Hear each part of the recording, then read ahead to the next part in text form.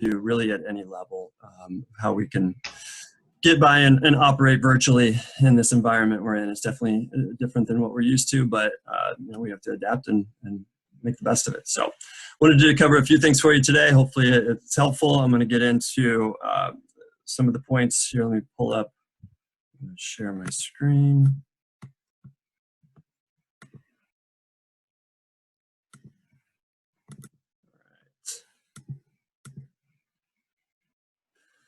So what we're talking about today is continuing to sell real estate in a stay-at-home world, keeping everybody safe, and still finding a way to do business. So the three things I'm going to talk about is how to continue meeting with your clients. We can't slow down. Clients, there's buyers and sellers that either they're looking to have to do something here in the meantime, or they want to be prepared for when this is over, and they want to meet, they want to start the process of whatever needs to be done at this point. So we're going to talk about meeting with buyers and sellers, talking about showings and marketing homes, showings, keeping the buyers and the sellers and yourself safe, how to still conduct them as best we can, how to market the property as well, different ways in this environment. And the last thing we'll go into is holding a virtual open house. I see a question just popped up, and I'll come back to most of them at the end, but I'll just touch on this one real quick. It says, if the property is vacant, can we show it following CAR guidelines? That's not what I'm here to discuss today. Melanie Archer gave a great talk yesterday. It's on the YouTube page for the South Bay Association. Go back and check that one out. Talk to your broker, talk to your legal counsel. You want to know how your office and your brokerage is handling that. I will defer that question to them. So last topic, like I said, is going to be holding a virtual open house. So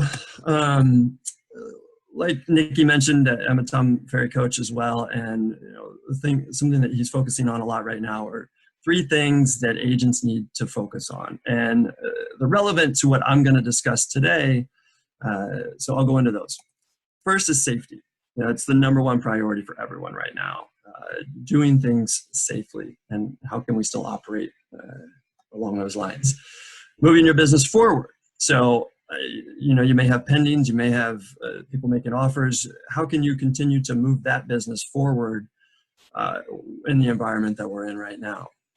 And the last thing is what he calls loading the cannon. It's basically filling your pipeline, continuing to get people in your pipeline, buyers, sellers, people that want to eventually do business, keeping those in your pipeline. And what we're going to talk about today are things that will not only move your business forward, but they're also going to help you hopefully continue to fill that pipeline with people that want to meet and do business eventually.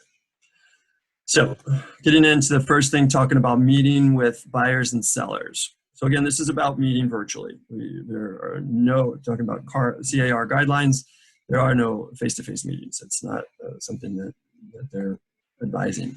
So move on. So if you're meeting with someone, and if you're meeting with a seller, a lot of us have pre-listing packages, something that you're going to send to the seller, and sometimes you might go drop it off in person. This is in the past. You might drop it off in person. You might mail it to them, or you may email it. These days, the only way I would recommend doing it is by emailing it. People don't want to receive things in the mail right now. The mail service is pretty unreliable. So you don't even know when that's going to get there. And if you've got an appointment, you need something to show up. Dropping it off in person, you shouldn't be out and about any more than you have to be anyway. And also, they might be a little hesitant of touching something that someone else just put on their front porch. So maybe not advisable at this point either. So again, I go back to email. It's a very simple, easy way. Items that may be in that, if you're meeting with a seller, pre-listing appointment, you shoot them over some testimonials, or a little bit about your marketing, or things that you may have prepared that you either can send them in a link, or you just attach it to the email itself and send it over. Other ways, a little more advanced, would be sending a video email and talking to them and explaining to them a little bit about what's in the email. Services for that, BombBomb is a program that I use. It's a video email marketing program. So it's something where you can record yourself. Makes it a little more personal. You know, we can't meet face to face, but we can personalize things a little bit more. So that's helpful, but there's a cost to that. What's really nice is the association provides LionDesk as a CRM. If you aren't familiar with it, you should go check it out. There's a basic version provided at no cost by the association, so it's a great association benefit. Go check it out. You can do video emails through LionDesk. And as far as I know, the emails, videos are included. You can video text as well, but I think there's a charge for that with the version that we have. But it's another good way to personalize it, and it's something that you can take advantage of, a benefit that you already have, and you don't have to have the added cost of a program like BombBomb. So the CRM, and there's other CRMs that probably have it as well if you have one, but I wanted to mention LionDesk since it's provided by the association. So then how are you going to meet with them? So there's different ways, and you can do it as easy as FaceTime, which if you have an iPhone, you've probably done that with friends or family, or you can get a little more advanced with programs like Zoom or Hangouts. Zoom is becoming very, very popular right now. My kids in elementary school are even using it. So it's after this, there's going to be a lot more people that know how to use it than they did before. So it's something that I would recommend getting familiar with if you haven't already. You can get a free version, gives you meetings up to 40 minutes. Paid version, you can have as long as you want, and that's $15 a month, something like that. So I'd recommend checking that out. Hangouts is through Google. It's another free version. There's no limit on it, but it's not known to be as reliable as Zoom, and it doesn't have as many of the bells and whistles features, but it's still a very good program. Google knows what they're doing. Or anything similar. Like I said, if you have, there's lots of apps out there that do it, or FaceTime, anything like that. So what materials? So if you're going to sit down with a buyer, what would you have with a buyer if you had an appointment in your office? You sit down, you'd have probably the MLS open. You'd have, again, maybe some of your testimonials or anything about you, your resume, things that you would show them in a face-to-face meeting, you want to have on your computer, and then you can do a screen share like I'm doing here. You prepare a CMA for a seller, or some comps for a buyer. It could be a buyer consultation, or you can be talking to a buyer about possibly making an offer on something that they saw the 3D walkthrough on. They didn't even see the home. People are making offers on those these days.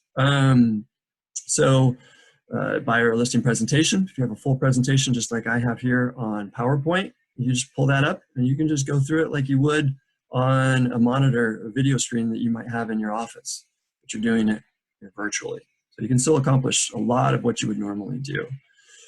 You want to have some marketing materials. Again, if you're presenting to a seller, these might be things that you gave them in person, but instead you got to pull them up and show them what a flyer looks like that you might have, or a postcard that you might send out. Things like that, or pull up websites, or a website that you do for a property, or something you've done, a video or something you've done that you might want to show them. So you can do it that way as well. And then, of course, if you want to go through the paperwork, you want to explain a contract to a buyer, you can just sit there and go through it. There is a good resource through CAR as well. If you Googled interactive RPA, residential purchase agreement, you can actually send that to a client and it will walk them through it. So you can do it yourself, and sometimes that's a little bit better because you're building more rapport with them, but it's something they can go through and click on a section and will actually get an explanation for the different sections they can move around. It's a really good resource. Again, then going through, if you're covering a BBA, buyer broker agreement, or listing agreement, you can go right through the items there. And then after you've discussed it with them, just to make the process even easier, you have DocuSign, or I think it's eSign, or whatever you have through zip forms. I personally use DocuSign, but you can just send it over to them. They never have to touch a piece of paper. They sign it. This is a good time to get those people that maybe resist DocuSign a little bit in the past to look into it and take the time to actually do it. And, once they do it a time or two, they figure it out anyway. Just getting them to do it, maybe this is a time more people will actually be open to doing that. All right. So moving on to showings and marketing. And, this is showings for buyers, marketing for sellers. So how can you do showings? How can someone see a home with a stay-at-home order, Even though we are essential, you know, we still want to do as much as possible from the home, not having people out and about. So we can try to move this along as quick as possible and get out of it to where things can start to get back to somewhat normal. So everything you can do to stay in the social distancing guidelines, stay at home, all those. I listed a few things here: a virtual tour, virtual reality, things like that. If there's anything, you know, Zillow has their virtual tours. If a seller has created a video, or maybe you created a video beforehand, if this was a property that you were getting ready to market a couple weeks ago, 2-3 weeks ago, you can go through and, you know, maybe they've already created a video, or maybe they've already created Matterport or a virtual reality tour, something that you can get to buyers, or that your buyers you can ask the listing agent for. Or the seller's created a video. You know, these days we got to do whatever you got to do, and maybe a seller just creates a homemade video walking through the house, and that's enough for a buyer to at least know if they're interested. They can also FaceTime or Zoom directly with a buyer. You know, if it's your seller, or you talk to the listing agent, make sure, you know, they know their seller, and you don't want someone that's going to overspeak. But sometimes, you know, we've had experiences in our office where having the seller actually do the walkthrough was better. They, you know, they can explain the home, they can sell the home, they know it. As long as, you know, like I said, you know your audience and you know the person that's speaking, maybe you let them talk a little bit and they can sell it well. And then again, going back, talk to your broker, check with your legal counsel, whoever you need to speak with. But as essential, there is the possibility of doing regular showings, but only after you've done everything virtually and they've seen it, and they, you know, exhausted all those options, and the buyer says, yeah, I'm interested, but I will not move forward with an offer without actually seeing it in person. Then you have to go through all the other guidelines and things Melanie talked about yesterday, or, you know, your broker and whatever your procedures are within your office. So moving on to marketing a listing. So it's going to be similar. A lot of the things that we talked about, a buyer seeing the home, you know, these are the things that marketing the home right now, if you weren't able to get some of these things done ahead of time, you know, then you got to go back and do whatever you can do now. Videos that the seller does, you know, piece together photos that you have, create a slideshow, whatever you may do. But we have some other tools and an exciting new announcement not all of you may know about, but one, you probably heard you can actually include links to tours, virtual reality tours, Matterport, any of those in the MLS description. My understanding is that we still can do that. But they've taken it even a step further, and they've created an open house section in the MLS. So I am going to jump over and switch the screen share to show you where that is. Ben, I got confirmation, so you can still put it in both places, in the public remarks and in the open house section. Okay. And we don't have complete confirmation that the open house section is going to all the sites, so it's good to put it in both places. Okay, good.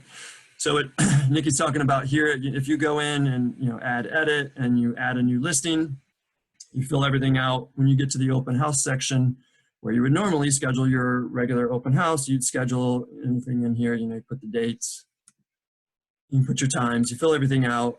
But then down here, your open house type, obviously you can't do a public, brokers can't do it. You can do a public, you can't do a regular brokers. You can do a virtual brokers open house or a virtual public. Select that, put your link right here in the URL. And what Nikki said, she hasn't have confirmation on yet, but it's ideally coming, it should be coming, that this will syndicate. So this is going to show up on Zillow and Trulia and all those websites, that people will be able to actually go on there and schedule that and look at a virtual tour. And for the time being, you can still put it in the description as well, which will syndicate to all those things in the description. So just wanted to show you that because that's pretty new. So hopefully that's a nice benefit. Going back,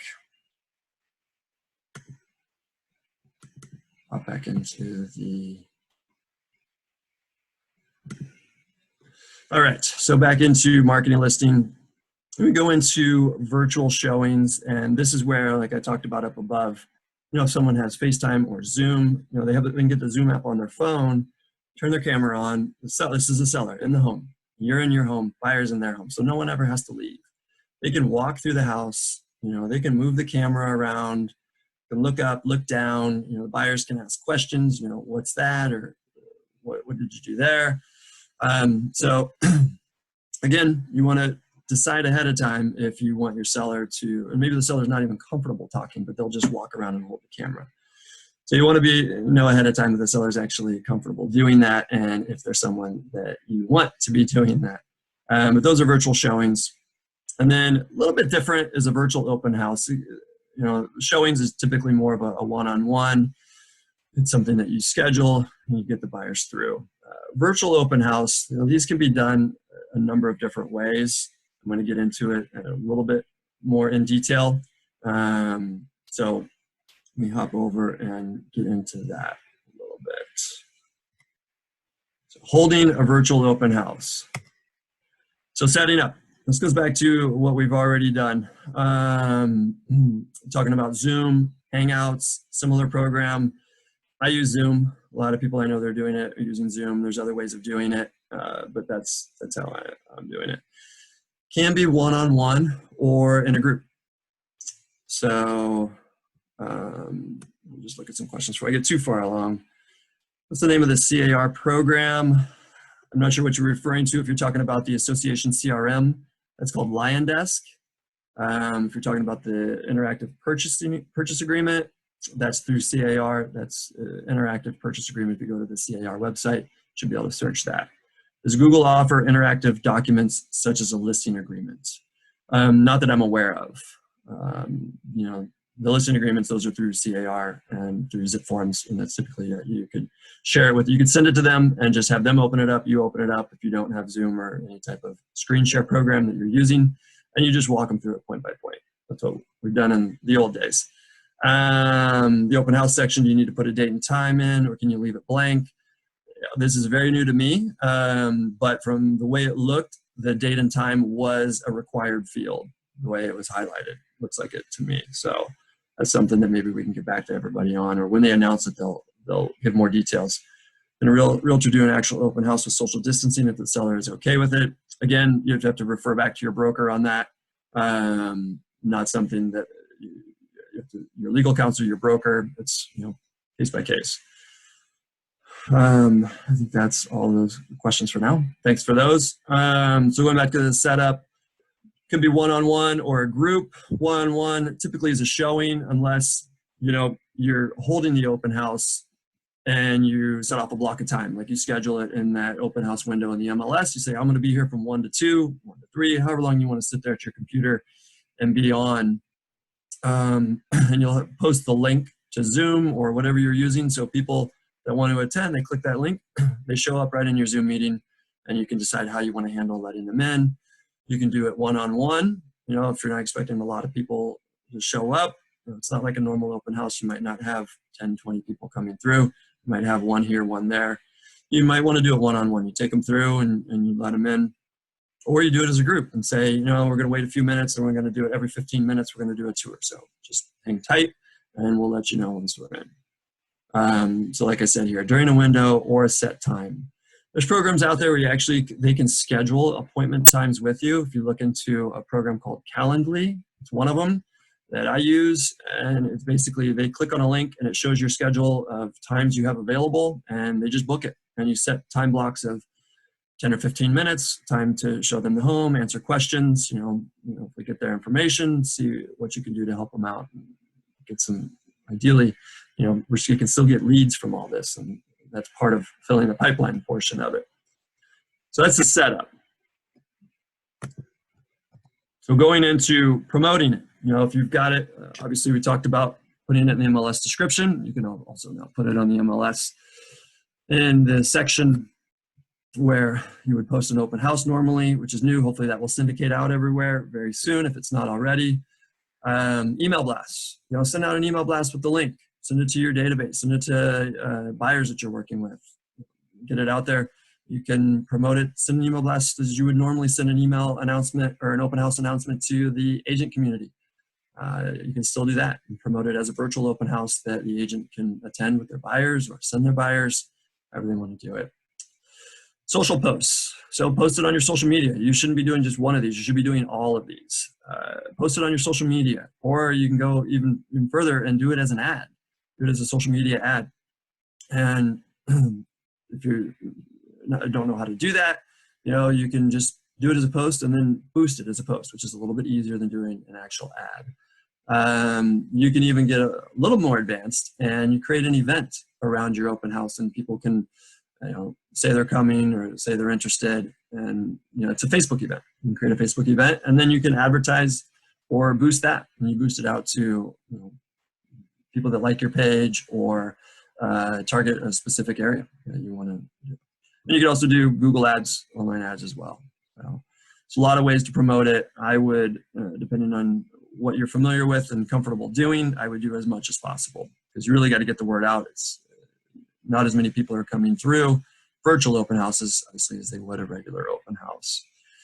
You can't put your signs out. So we got to do whatever we can to still get some buyers and activity through and generate some leads.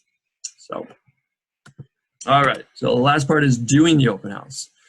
So I'm going to jump into and kind of walk you through how I would do one. Show you, I do it through Zoom. I do it through a virtual reality tour that we do in-house at our company. But you can use any of these resources, literally, as long as you just pull it up on the screen, share your screen, whatever it might be. It could be just a video. It could be pictures that you have on your screen that you're just going through one by one, that you're showing them, here's the house, you're answering questions. Regardless, you're getting them into the home, you're showing them more than they can see, and you're able to kind of talk through and walk through better than what they can see through just looking at photos online. So if you're using Zoom, there is an option to have them register. So that's depends if you want to go that far. You can have set up questions that they need to answer. They need to enter their information. Decide, that goes back to a regular open house. Do you want to have people sign in and register for that? So it's up to you. Obviously, if you have people register, you're not going to get as many people that attend. They're going to see that and they're going to bounce. But the ones that you do, you get their information. So it's up to you how you want to approach that. So that is all I have for the presentation part of it. I'm going to show you how I would actually do a virtual walkthrough. So I'm going to, so what I would do, you see, if you're familiar with Zoom, there's what's called a virtual background. That's what you're seeing behind me. Ben, we don't see anything. Oh, I'm still sharing screen. Now we see you. So you can see that behind me. That can be changed to whatever you want. What I do is put a picture of the home. So say this is the home. Then I go in and now I will share the screen again. So when they come in, I've got the home here. They come into the meeting. I greet them just like they would in an open house. Say thanks for coming, and give them a little information on the property and say, now what? You have any questions initially? I'll take you on a walkthrough of the home.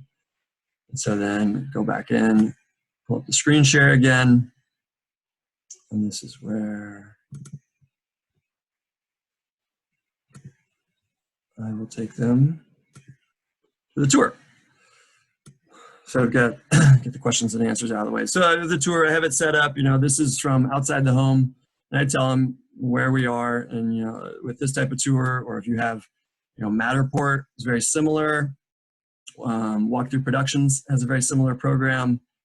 This is something where if you have pictures, you can just scroll through some pictures, and you can tell them, this is outside the home. That would be the view. Show them where you are, and then you say, this is how you'd walk up to the front door. Walk up to the front door, go inside, and now you're in. And of course, this is a virtual tour. Zillow actually has a really good program on this. I know we may not all be the biggest fans of Zillow, but they have a program. We have this in-house, so I've never actually used the Zillow 360-degree walkthrough. But from my understanding, the sellers can go through, you can get the Zillow app, they can go through and they take pictures and they can actually piece it together and do a pretty good 360-degree walkthrough, where that's something that's free and you can get them on this. So jump into a couple questions here. about this specifically. If you have a buyer's attending a virtual open house and they're working with you and the listing agent asks for their information, how can we make sure the agent does not start working with them? That's a good question.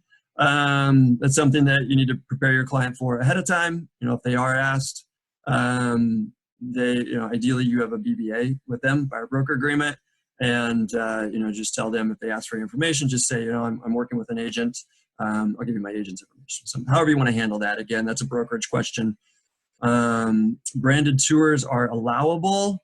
When you're sending them to your link, my understanding, even the link on the MLS, because this was also new and they were just trying to make it available to everybody, they were even allowing branded tours to be the link that you put in the description on the MLS. That's something that we'll have to confirm. That's an MLS committee question, but we can look into that. And who did the virtual tour? Again, we do them in-house, but there's a lot of photographers do them. They have Matterport, which is another program that photographers can do specifically, or you do the 360 through Zillow, or Walkthrough Productions has their own camera as well that they do with those. So this is what I do, and you just take them through the home. Whatever you have, whatever it is, make use of that. It's really getting people in. They are seeing these listings online, and they're seeing photos. They always have. Everybody wants to then come take a look, and we have to reduce that these days. So this is the way to do it. Whatever you have, and we've got times where we have to have this new listing coming out. We got to have the seller take home movies, home photos, and amateur photos. Do it themselves, and that's what we got to post for the time being.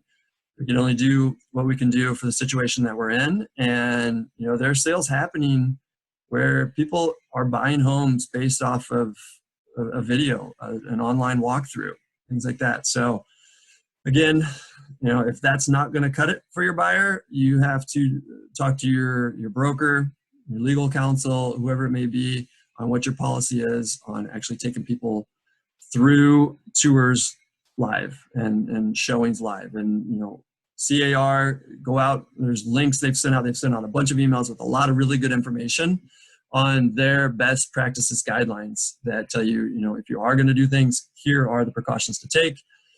There are new forms and zip forms. Melanie went over those as well yesterday. I'm not going to go into detail on those, but make sure you're up on those. There's a form that you should have a seller and buyer sign if they're going to go see anything in person or have anybody walking through their home. So those are the basics. That's most of what I wanted to cover. Hopefully that was helpful. Gained a little bit of info. There's some questions here. I think I answered everything that's on there at the moment. Nikki, are there any other questions in the chat that didn't pop up on the Q&A? Or? Nope, I think that's all we have. And we did get confirmation that broker branded tours are allowable under the virtual showings. Okay, so they're allowable under the virtual showings, which for the time being, they can also be in the description, I would assume then, right? No, that needs to be unbranded. Okay, in the description itself. Okay, yeah. So in the open house, it can be tour. And the other side of it, if you're just promoting it through an email blast or social media or any of those avenues, that can be branded because that's your advertising. That's just like putting it on your own website, putting it out there. So those are, looks like all the questions for now. Any other questions or thoughts, anything? Yeah, I think that's all of our questions that I see on here. Okay. All right. Well, thanks, Nikki. Thanks, everybody. Hopefully you enjoyed. Feel free to reach out to any of us. Yeah. No, that's not a question. We're good. Oh, yeah. Just comment. Great. All right. Thank you, Ben. Thanks, everybody. Thanks, Nikki. Bye. Bye, everyone. Bye.